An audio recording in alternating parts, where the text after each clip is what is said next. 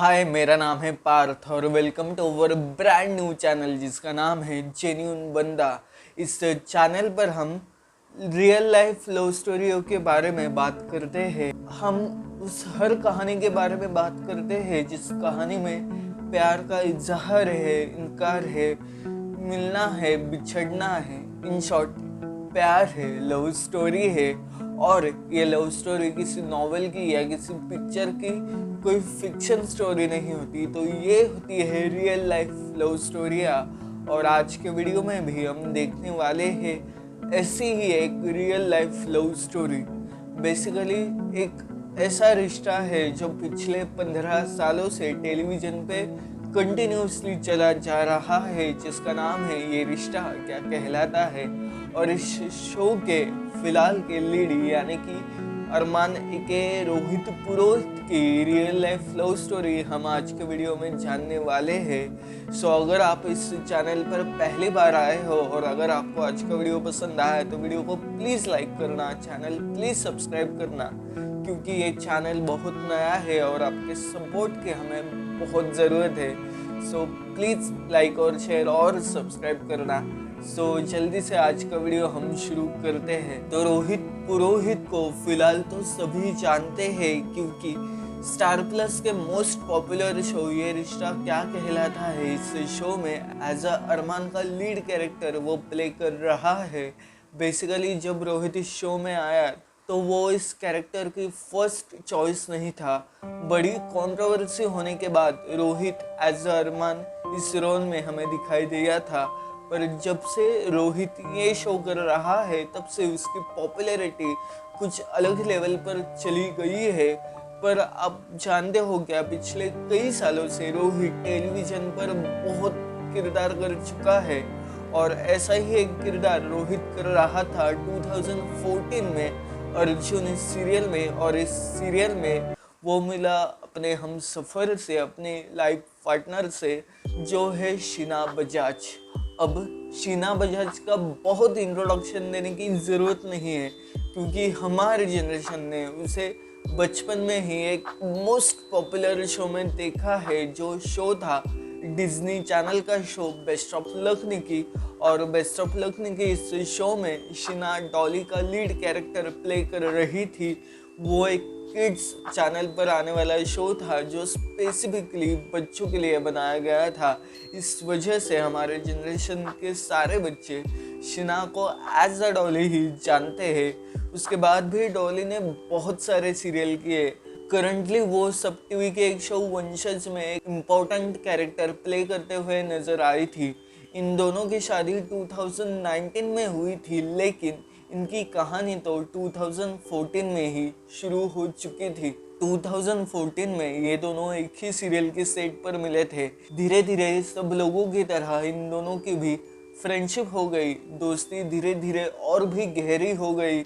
लेकिन उस वक्त रोहित ऑलरेडी एक ब्रेकअप से या फिर एक कॉम्प्लिकेटेड रिलेशनशिप से गुजर रहा था। इस वजह से उसने कभी उस नज़र से शीना के तरफ नहीं देखा था। तो दूसरी ओर मन ही मन में शीना को रोहित पूरी तरीके से पसंद आने लगा था।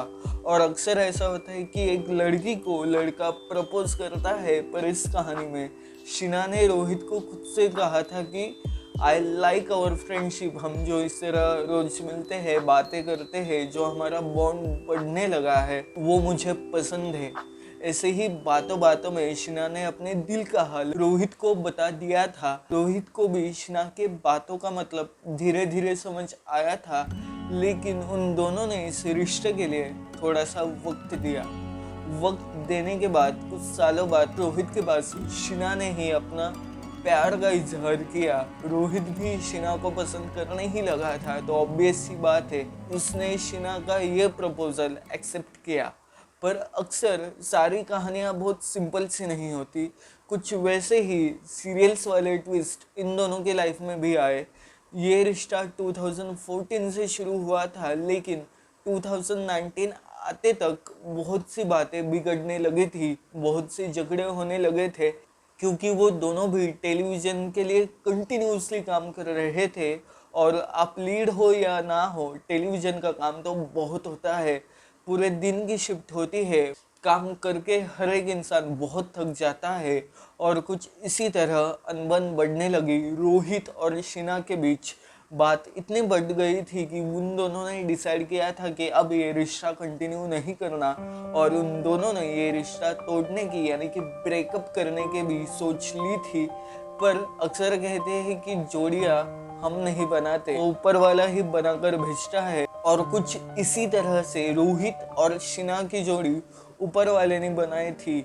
और धीरे धीरे उन दोनों को रियलाइज हुआ कि शायद हमें हमारा झगड़ा, हमारी अनबन सॉर्ट आउट करनी चाहिए और हमारे रिश्ते को और एक मौका देना चाहिए।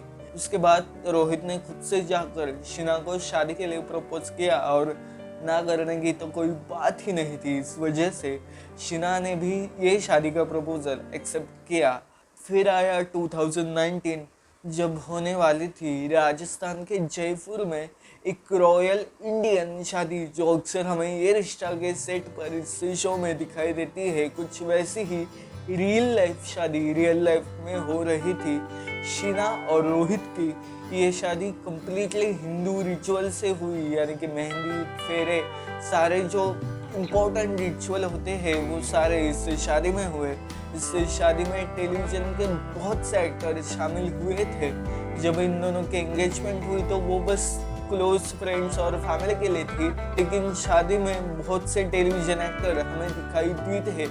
और 2019 से लेकर 5 सालों तक रोहित और शीना का ये रिश्ता बरकरार है और मैं दिल से दुआ करता हूँ कि इन दोनों का रिश्ता बस 5 सालों तक नहीं तो 50 सालों तक या जी करे तो 500 सालों तक यूं ही बरकरार रहे। भगवान इन दोनों को हमेशा एक साथ ही रखे और अगर गलती से इन दोनों के बीच कोई अनबन हुई भी तब भी पिछले बार की तरह वो सॉर्ट आउट हो जाए और फिर एक बार रोहित और शीना एक दूसरे के साथ आ जाए।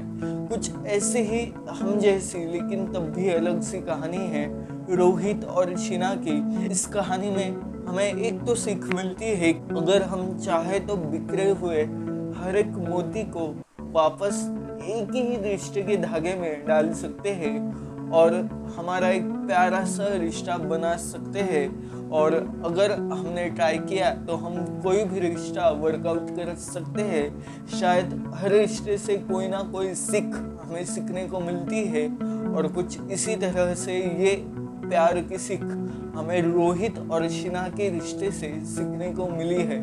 सो ये था रिश्ता रोहित और शीना का।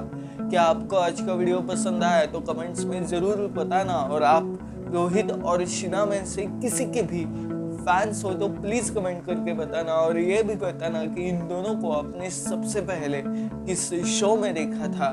साथ ही साथ ये वीडियो पसंद आया तो वीडियो को लाइक शेयर सब्सक्राइब तो करना ही।